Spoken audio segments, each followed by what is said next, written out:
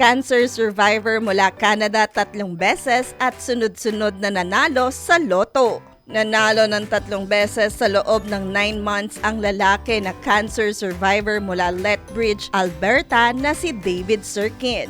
Ayon sa ulat, sa una ay nanalo si David ng $1 million sa Lotto Max noong August 2024. Ang sunod naman ay sa Lotto 649 noong November 16, 2024 kung saan nanalo siya ng $1 million.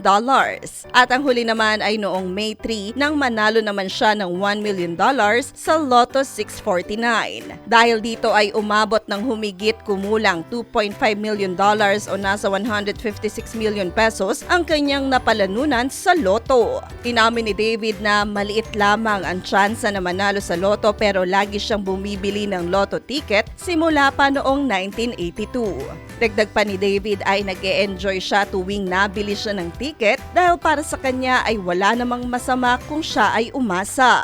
Hi! Ito po si DJ Claire ng radyo natin nationwide.